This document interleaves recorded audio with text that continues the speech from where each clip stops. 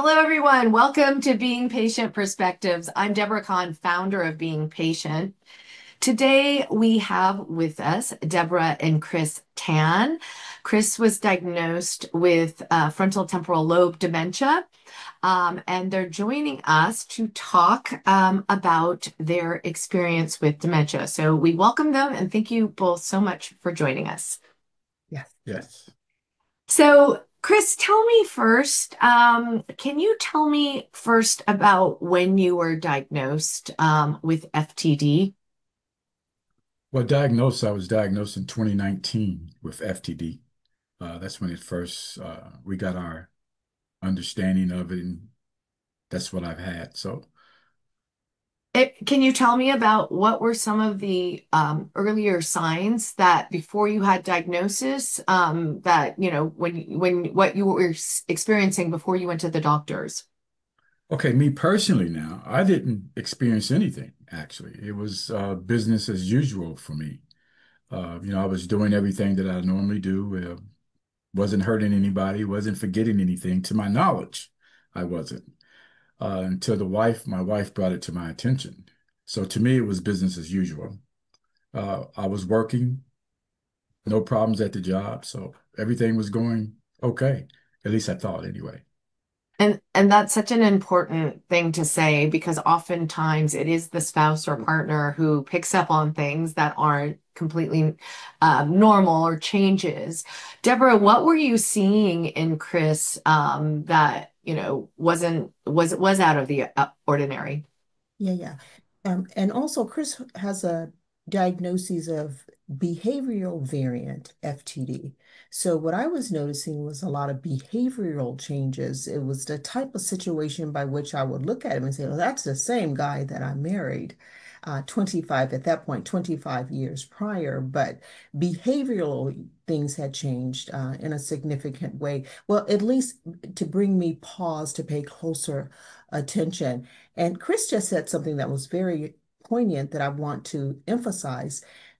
Oftentimes, particularly with FTD, there's this thing called anosognosia, where there's a lack of self-awareness. So people around them, family members, spouses, loved ones, they pick up on things a little bit faster. But I like to think that sometimes people living with FTD are protected by this thing called anosognosia, where they do have a lack of awareness of the things that are manifesting in their lives and around their loved ones. So when you were saying, and we often hear this association with FTD, it's more changes in behavior, things that weren't there previously. Can you tell us a little bit about what you were experiencing and what you were noticing, Deborah? Okay. I think this, because our time is so short, I'm going to condense things. We went to the doctor, I had taken copious notes over a long period of time. And what I did was pick three glaring things, or at least in my humble opinion, glaring things to report to the doctor. And so I said these three things. I said, one, he put the milk in the cabinet. Secondly, he was looking for crackers in the oven. And thirdly, he placed an armor oil for tires in the bathroom, underneath the bathroom sink. Those three things were alarming enough for our doctor to say, I am going to give you a referral to the neurologist. So, and that's really, those are really good points. Because would you point out when that was happening? Would you say, Chris, why are you putting the milk here? Or like, do you remember, Chris? Like, what was your reaction to this? Obviously not knowing something was wrong, but with the agnosia. But what was your reaction to it? Well, my reaction was, I'm not the only person that lives in this house, so I don't know how it got there. That was my that was my reaction. So I definitely wasn't aware of doing those things at all. Yeah, it's so Deborah, we hear often too that it's very common that it's very difficult sometimes to get a diagnosis, right? Especially for a lot of the different dementias, non-Alzheimer's. it takes a little bit longer. What was your experience when you both went into the doctor? What types of how long did it take before Chris was diagnosed with the behavioral variant of FTD? Well, Chris could speak to that beginning in 2017. Yeah, 2017 is when we went to the Mayo Clinic in Jacksonville, and they ran a battery of tests, of course. And I was first diagnosed with MCI, mild cognitive impairment. And then after that, if I'm not mistaken, 2019, we were diagnosed here in Valdosta with FTD. Is that right? Yeah, Yeah, yeah. yeah. That's exactly how it manifested. And at this particular time, so we would say we can say I would say 2 years. It was a 2 years, but on average, it takes 3 to 4 years for individuals to get this diagnosis. We just happen to have favor. We just happen to be blessed with someone who, over a 18 months, 2 years period of time between evaluating Chris, talking with me, engaging with us, she was able to diagnose this as FTD. And when we met her, when she walked in the door for the very first time, she was wearing Birkenstocks and she had ear piercings. And I said to myself, oh, we are really going to get along with her. One of the things that you said to me that really stands out is, you were taking copious notes, right? A lot of people wouldn't think to do that without knowing what was wrong. What made you have a detailed account of really what was going on? Because I think more people should know about this and employ this strategy because you were probably able to say on this date, such and such happened versus here, right? Tell me about some of the things that you were writing down at that time and what did that mean to getting a better diagnosis? Yeah. You only have a very short period of time with your doctor. And I encourage individuals that are listening to us right now is to um, perhaps look at it from a neurological perspective versus a psychological perspective, because a lot of times this is misdiagnosis, bipolar or schizophrenia. And it was so glaring in terms of the behavioral change that I knew because it was happening in volumes, I had to keep notes. I can't keep everything in my head. So I had to take notes. So actually what we can say, which most people like to do, let's use the word journaling. I was journaling about my experience. And so it was very easy for me to give back to the doctor what they needed to help us get a expedient diagnosis. And to people who are watching and don't know a lot about FTD, frontal temporal lobe dementia, it impacts the frontal parts, lobes of the brain. That's why a lot of it can be symptoms, can be behavioral changes, something out of the ordinary.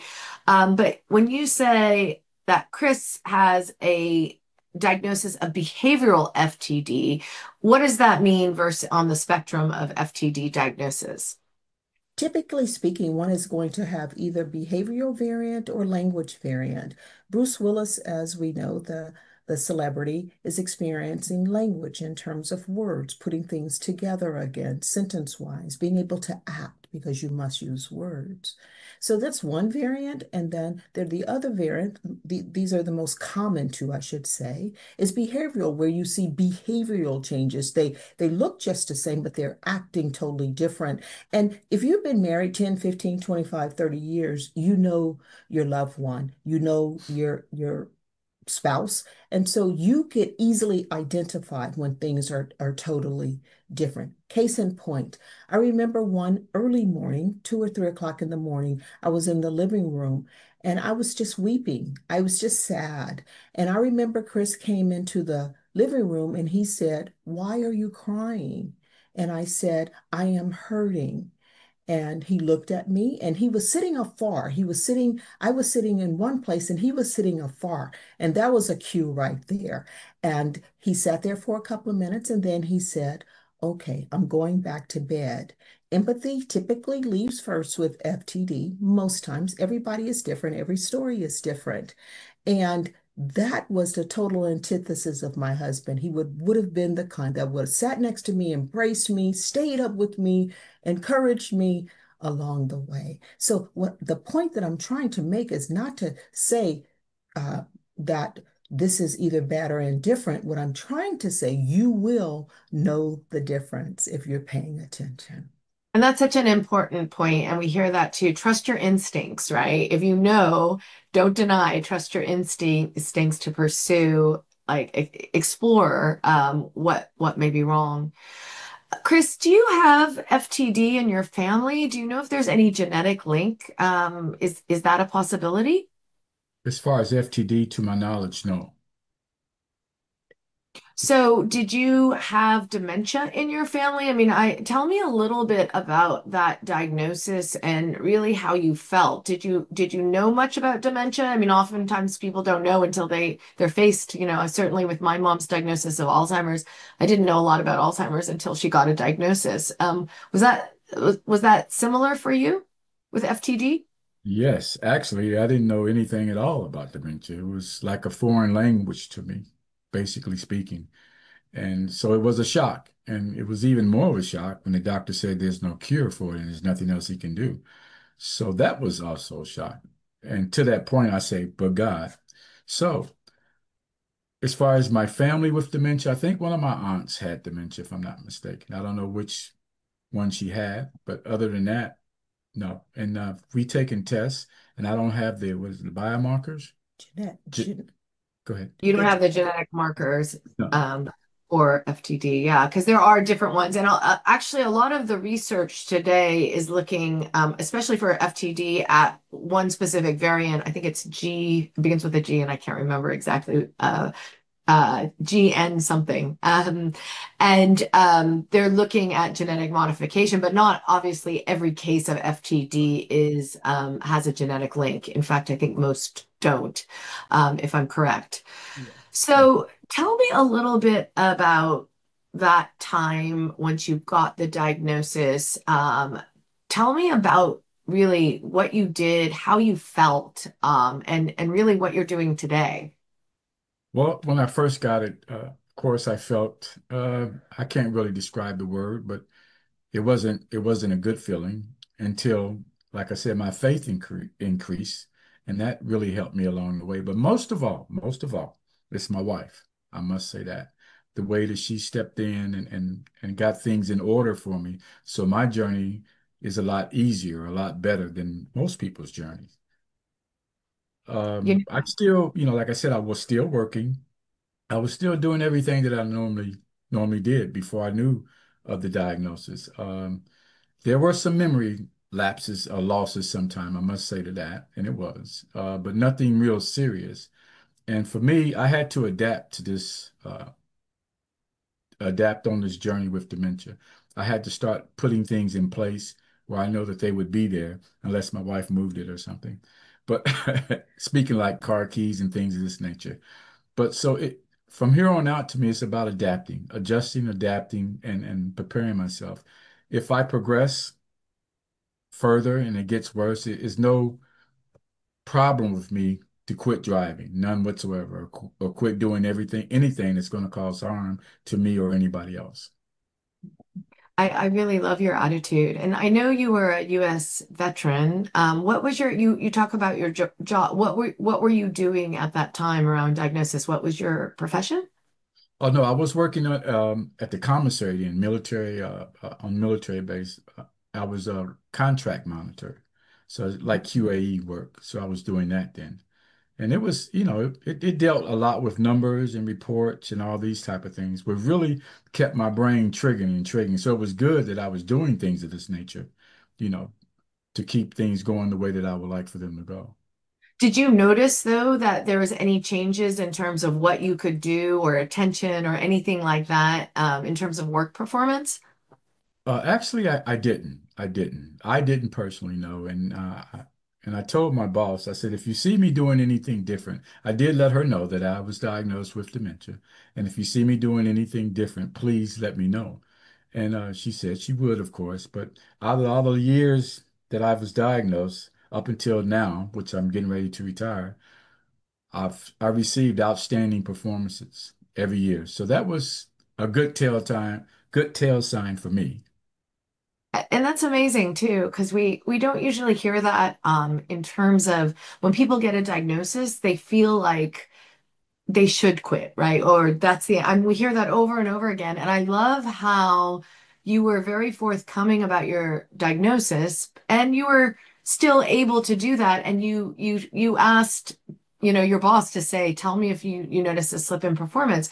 It's interesting with FTD that, a lot of times with Alzheimer's, it impacts memory so much that people aren't able to perform in the way that they would. But with FTD, it sounds like your capability didn't diminish at all. No, and I thank God for that. Yeah. Yeah, that's amazing. I love what you say about Deborah because from my experience and now interviewing so many people with dementia diagnosis, I really believe that the key to living your best has a lot to do with the partner you have. And I see that over and over again. And Deborah, you seem incredibly on top of things. Can you tell us a little bit about how you are managing Chris's diagnosis and maybe something that will help other caregivers out there? Okay. In 2016, I retired, and that allowed me to be home full time. And that's when I noticed the most. Had I continued working at the level that I was doing, I would not have known as much as I did learn. So as the months and days and years passed, I continued by me being at home, I had the flexibility to research. And I'm accustomed to that based on my background. So research comes natural for me, digging and looking and reading. And so that's what I did. And I spent a lot of my time doing that. In answer to your question as to how am I coping, I think that basically is the gist of what you're asking me, is that I have sank my entire career, life, and ingenuity into this space. And so I am on top of pretty much most things that are going on, not just with frontotemporal, but with Alzheimer's, vascular, Lewy body, and Parkinson's disease, dementia. And I have to be because I'm doing so many things at the local, state, national, and even internationally in this space. So that's how I'm coping. That is my therapy. I know that is not conducive to a lot of people, but this is so personalized. This is what's working for me. So you've redefined now what you do and what your purpose is because of Chris's diagnosis, Exactly. which is amazing. I mean, it really is. Like you said, not everyone would do that. So, kudos to you. That's amazing. It's means taking a situation that might not always be viewed as a positive and turning it into a positive. So I think that's wonderful.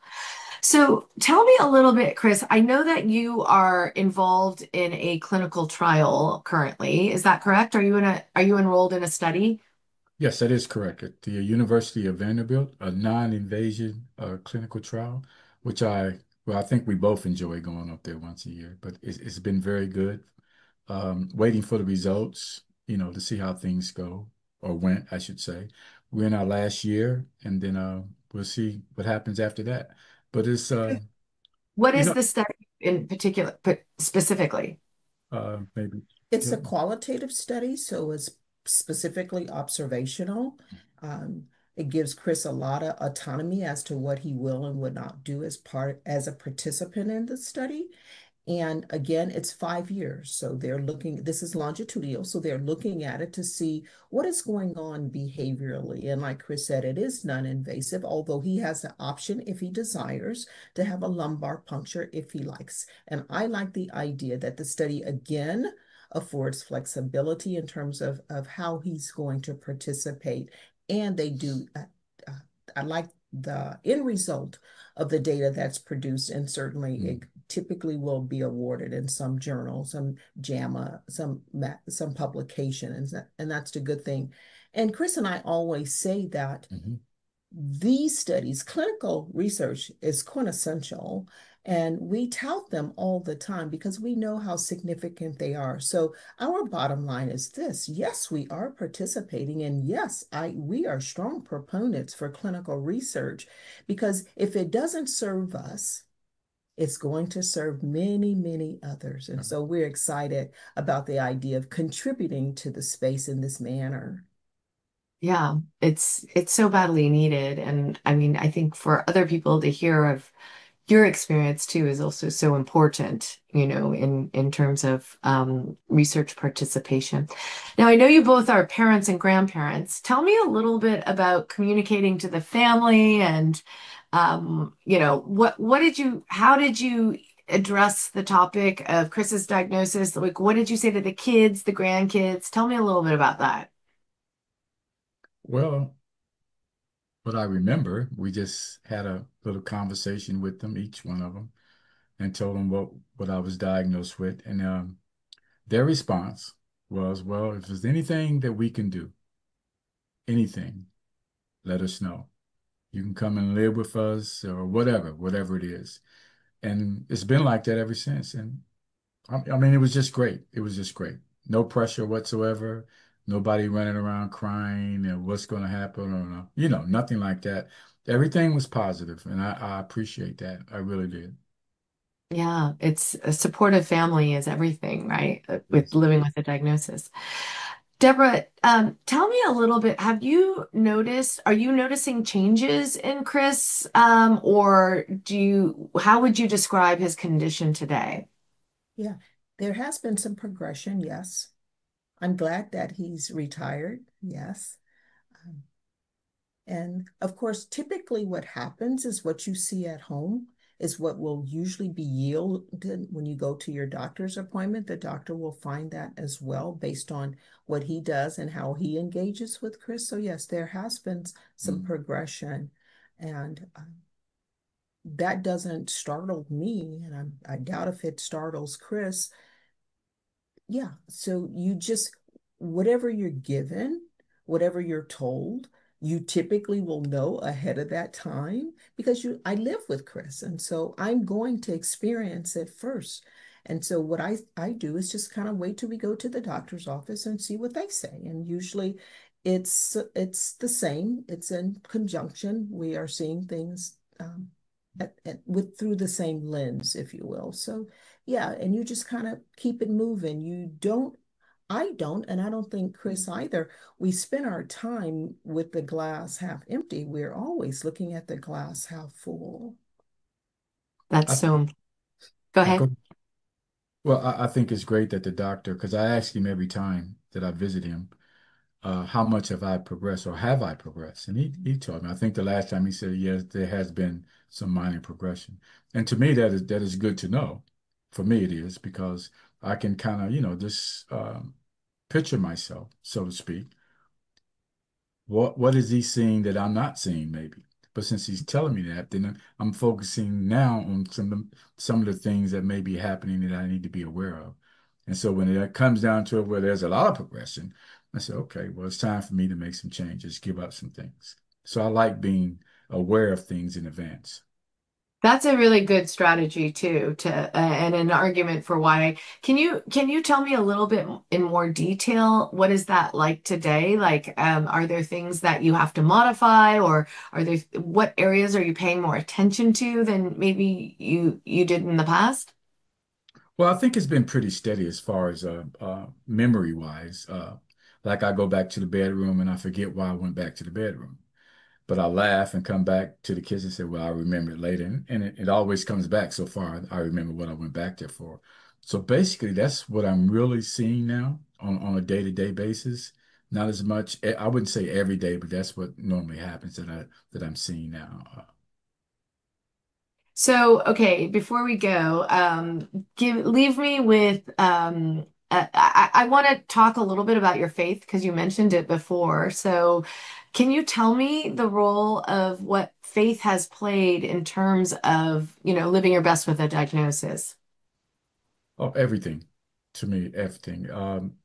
Seeing how God has kept me, has kept this disease from progressing, which it can do on a rapidly basis, basically, and just believing in Him even more. He's just done magnificent things for me dealing with this. I have realized I look at life different now, you know, totally different. I see colors different. They look beautiful. I go fishing a lot, and I go by myself, and I'm out there. She doesn't like me to go by myself, but anyway, I'm out there in the middle of the lake, and it just looks beautiful. It seems like seemed like I was missing something, and now it's being revealed to me in a whole different dimension, and it's all because of him. It's all because of him. That is so beautifully said. Thank you so much for saying that. I think that's really beautiful. Deborah, can you tell me perhaps what could be helpful to other caregivers in terms of how you have lived with Chris's diagnosis, and maybe a little bit about your outlook? I want to share that to all of those who are listening and who will listen. This is no easy journey. It is extraordinarily difficult. I think it's important that you know that. But if I can do it, you can do it. Please know that don't place yourself on an island. You don't have to. There are resources that are readily available. There are support groups that are readily available. Memory cafes are at your disposal. There are organizations such as Association for Frontotemporal Dementia who wants to give you uh, monies as caregivers to take care of yourself annually. Just please, just reach out. Reach out. People will meet you where you are. And I want to leave the audience with that piece. I think that's important. Well, I have to say, I find you both incredibly inspiring, and just really reframing the way we look at living with a dementia diagnosis. And you can tell both of you have a great relationship with one another, which I think is so important. So thank you for sharing your story with us. Really means a lot. And we really appreciate you taking the time. Absolutely. Yes. And great to meet you both. So if you missed any of this interview, don't forget to go to beingpatient.com. Sign up for our newsletter. That's when you find out about interviews such as the one we just did with Deborah and Chris. Thanks everybody for watching, and we'll see you next time.